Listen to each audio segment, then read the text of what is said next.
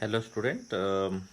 Last class में हम लोगों ने एक्सरसाइज 4.1 सॉल्व किया था, है ना। इससे रिलेटेड सारे कॉन्सेप्ट पढ़ लिए थे।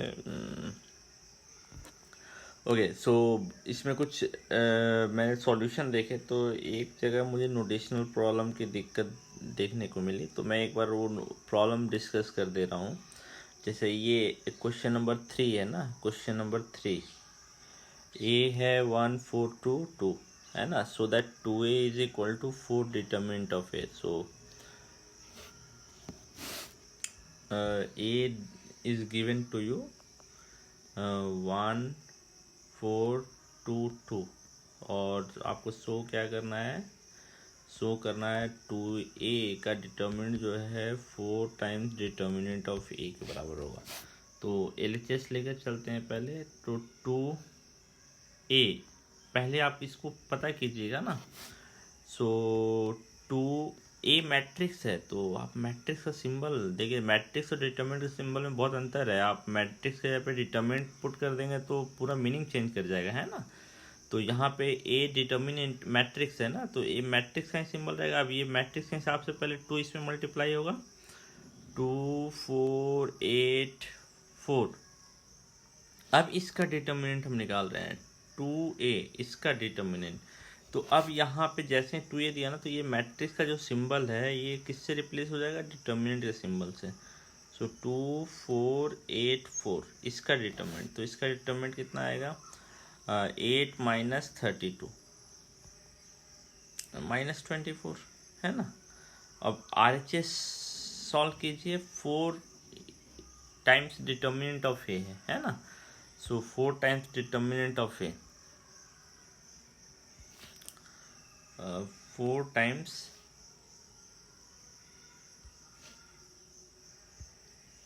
4 टाइम्स डिटर्मिनेंट ऑफ ए है ना। सो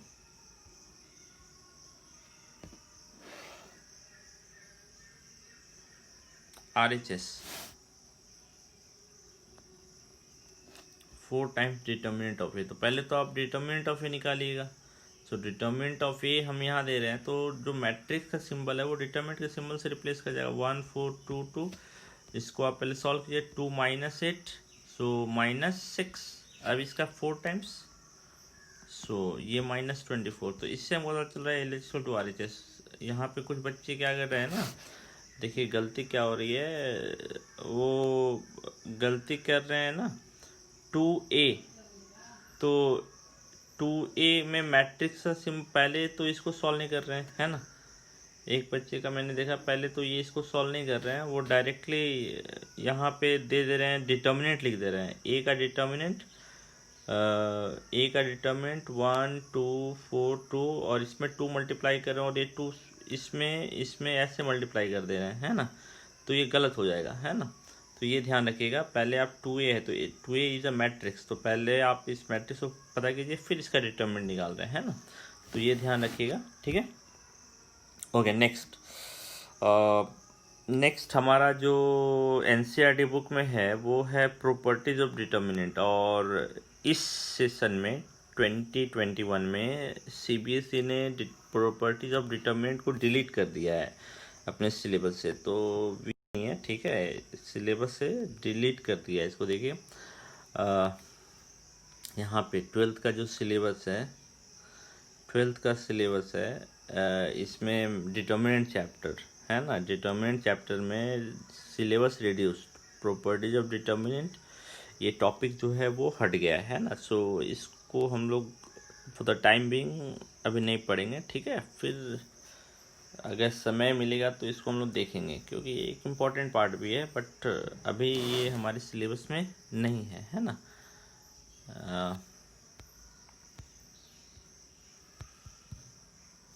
ये हमारे सिलेबस में भी नहीं है, और NCERT बुक के सिलेबस में अब किसको रखा गया है वो देख लीजिए। डिटर्मिनेंट में minor and cofactors and application of determinant in finding the area of triangles. So next topic हमारा होगा माइनस कोफैक्टर्स, है ना। प्रॉपर्टीज ऑफ डिटर्मिनेंट इस सेशन में नहीं है हमारे सिलेबस में, ठीक है। नेक्स्ट हम लोग जो पढ़ने जा रहे हैं वो है माइनर्स एंड कोफैक्टर्स। और उससे पहले जो है एक और टॉपिक जो बच गया हम लोग का वो है 4.2 है। ये तो 4.2 है, ये हमारे सिलेबस में नहीं है। Area of triangles, area of triangles.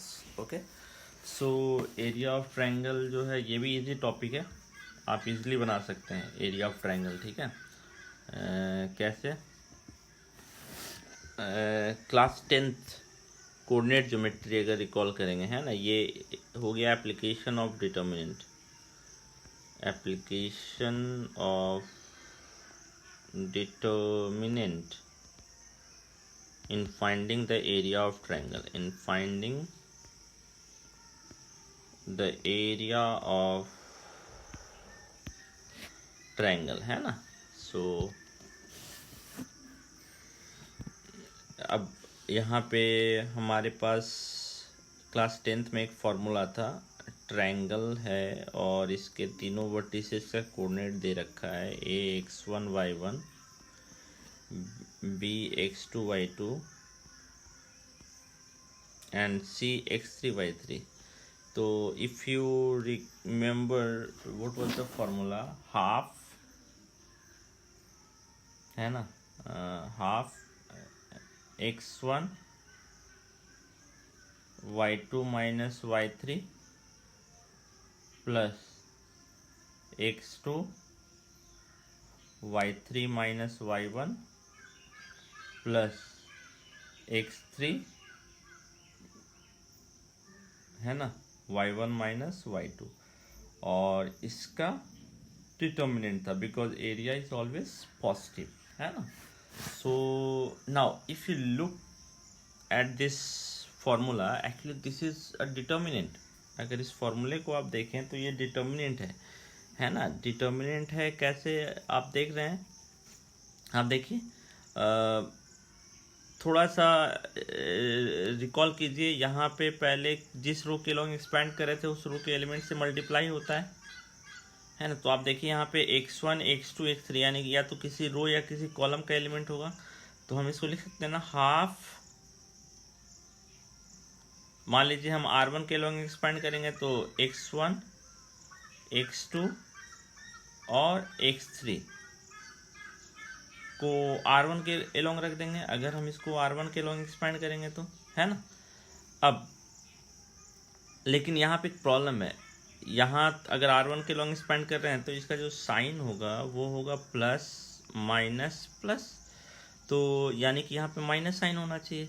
अब यहाँ पे माइनस साइन होना चाहिए, then what will you do, यहाँ माइनस साइन है तो हम इसको इंटरचेंज कर सकते हैं ना। हम यहाँ माइनस x2 करके यहाँ पे कर देते हैं y1 माइनस y3, लिख सकते हैं ऐसा। तो आप देखिए इसको रिप्लेस करके अगर हम ये लिख दें तो एग्जैक्टली डिटर्मिनेंट के फॉर्म में दिख रहा है। अब माइनस साइन जो यहाँ है फॉर्मूले से वो मैच कर रहा है यहाँ पे, है ना। तो अब इसका मतलब है x1 यहाँ है तो इस रो को हम नहीं ले रहे हैं, इस रो को, इस कॉलम को नहीं ले रहे हैं, यानी कि y2 यहाँ पर होना चाहिए और y3 यहाँ पे होना चाहिए, तभी तो ये क्रॉस मल्टीप्लाई होगा। y2 किससे मल्टीप्लाई होकर y2 ही रहेगा, इसका मतलब यहाँ 1 होना चाहिए। y3 किससे मल्टीप्लाई होकर 1 रहेगा, यानी कि यहाँ 1 होना चाहिए। तो अब आप साफ पता चला है ना, यानी कि इसमें भी हमारा क्या होगा, y1 और यहाँ पे 1। सो यानी कि ये जो था ये एक डिटर्मिनेंट के फॉर्म में था और इसके आगे हाफ है, तो डिटर्मिनेंट के आगे हाफ। और इस ये ध्यान रखिए डिटर्मिनेंट है, डिटर्मिनेंट एक नंबर देगा तो ये पूरा एक नंबर है। अब ये नंबर नेगेटिव भी हो सकता है पॉजिटिव भी हो सकता है, इसलिए हम इस पूरे का क्या ले रहे हैं, मॉडुलस। तो ये है मॉडुलस का सिंबल, रेड ब्लैक वाला किसका सिंबल है, डिटर्मिनेंट का। ये यहाँ पे ध्यान रखिएगा, है ना। तो पहले हम डिटर्मिनेंट निकालेंगे तो ये पूरा का पूरा एक नंबर होगा और इस नंबर का हम क्या ले रहे हैं, मॉडुलस, बिकॉज दिस नंबर में भी पॉजिटिव में भी नेगेटिव। सो जो हमने क्लास 10th में फॉर्मूला पढ़ा था, एक्चुअली हमने डिटर्मिनेंट का एक्सपेंशन याद कर लिया था, and in class 12th now we are writing exactly that one in the form of determinant. तो मेरे ख्याल से ये आपको समझ में आ गया, है ना। अब इसका मतलब अगर एक ट्रायंगल में x1 y1 वर्टिसेस है एक ट्रायंगल का, है ना। तो एक ट्रायंगल का वर्टिसेज है तो इसका एरिया क्या होगा, area of triangle A B C is equal to half determinant of, एक कोऑर्डिनेट को आप एक रो में रख दीजिए, एक्स कोऑर्डिनेट को x1 y1 z1, जरूर नहीं है आप इसको कॉलम में भी रख सकते हैं, सेम आंसर आएगा। y1 z1, सॉरी y गलत लिख दिया मैंने, x1 x2 x3 सारे एक्स कोऑर्डिनेट आ गए, फिर second row y1 y2 y3, फिर 1 1 1। इसको आप ऐसे भी लिख सकते हैं, ये इसका होल का मॉडुलस, आप इसको ऐसे भी लिख सकते हैं, ऐसा कुछ नहीं है। Half modulus half x1 x2 x3 y1 y2 y3 1 1 1। ठीक है, सो ये हो गया एरिया ऑफ ट्रायंगल। ठीक है, सो मेरे ख्याल से ये कोई टिपिकल पार्ट नहीं है, आप इजीली सॉल्व कर सकते हैं इसको। ठीक है, so this is the only formula we will use in this second exercise, है ना। सो यहाँ पे देखिए एवरीथिंग इज डिस्कस्ड, है ना, लिखा हुआ एरिया ऑफ ट्रायंगल। ठीक है, area of triangle whose vertices are this, so you can find out, no problem। So exercise में आप देखिए, फर्स्ट एक्सरसाइज आप इजीली सॉल्व कर सकते हैं, सेकेंड फर्स्ट क्वेश्चन सॉल्व हो गया, सेकेंड भी collinear. Okay, so now it is completely your class 10 coordinate topic, है ना। कोऑर्डिनेट ज्योमेट्री का जो एरिया ऑफ ट्रायंगल था वही टॉपिक है ये। अब 3 पॉइंट को आप कोलिनियर कैसे दिखाते हैं, area of triangle equal to 0, area of triangle is equal to 0, यानी कि जो डिटर्मिनेंट हम निकाल रहे हैं half x1 x2 x3 y1 y2 y3 1 1 1, इसका वैल्यू 0 हम दिखाएंगे, है ना। तो प्रूफ हो जाएगा कि ये ध्यान रखिएगा, आपको डिटर्मिनेंट का यूज़ करना है, आप डायरेक्ट क्लास 10th का फॉर्मूला यूज़ करेंगे then you will not get marks. Okay, find the value of k if area of triangle is 4 square unit and vertices are this. Okay, यहाँ पे एक problem है, चलिए डिटर्मिनेंट साइन आप नहीं भूलिएगा, मैं आपको फिर से बोल दे रहा हूँ। अगर मान लीजिए जस्ट मोड ए है, मोड ए इक्वल टू 2 है, then what is the value of a, ये मोडलस है, अगर मोडलस ए 2 के बराबर है तो ए का वैल्यू क्या होगा, बताया गया है आपको, ए का वैल्यू जो होगा वो +-2 होगा, क्योंकि मोड का वैल्यू पॉजिटिव होता है ना, यानी कि जो मोड के अंदर वाली वेरिएबल है उसका वैल्यू दोनों हो सकता है, प्लस में भी हो सकता है नेगेटिव में भी हो सकता है। सो सेम केस है यहाँ पे, आप देखिए एरिया ऑफ ट्रायंगल आप निकालेंगे तो एक अननोन रहेगा, मैं जस्ट कर दे रहा हूँ, देखिए हाफ K4 0 0 0 2 1 1 1, इसका वैल्यू दे रखा है 4 और ये पूरा होगा डिटर्मिनेंट के अंदर। तो ये जो साइन यहाँ पे जब ये डिटर्मिनेंट सिंबल हटेगा तो यहाँ पे क्या आ जाएगा, +-4, है ना। तो यानी k का कितना वैल्यू आना चाहिए, 2 वैल्यू, एक बार प्लस के लिए और एक बार माइनस के लिए, इस चीज़ का ध्यान रखिएगा। ठीक है, ये ऑलरेडी कॉन्सेप्ट क्लास 11th का है कि मॉडुलस साइन आप फॉर्मूले में है तो आपको अगर हटाना है तो आपको दोनों सिंबल यूज़ करना पड़ेगा। सो क्वेश्चन नंबर 3 भी सॉल्व हो जाएगा। Question number 4, using determinant you have to find the equation of a line. तो लाइन के लिए तो 2 पॉइंट है, इक्वेशन पता करना है तो मुझे उस पर एक जनरल पॉइंट लेना पड़ेगा XY। तो लाइन पे हम बोल सकते हैं ना XY एक जनरल पॉइंट है, तो XY 1 2 और 3 6, ये तीनों कोलिनियर है क्योंकि तीनों लाइन पे हैं, तो कोलिनियर है तो इसका डिटर्मिनेंट कितना होगा, 0। तो ट्रायंगल में इस फॉर्मूले में आप पुट करके इसको 0 के बराबर कर दीजिए, then you will get your equation, है ना। इसी तरह क्वेश्चन नंबर 4 भी है, 4 का सेकंड सॉल्व हो जाएगा, 4 का first and second, area of triangle is 35, ये तो बिल्कुल क्वेश्चन नंबर 3 के जैसा है। तो आपको पता करना k का वैल्यू क्या है, तो k का वैल्यू ऑब्वियसली 2 होगा, यानी इसका ऑप्शन में b और a नहीं होगा, इसका ऑप्शन में या तो c या तो d होगा, है ना। So now you can complete your third exercise.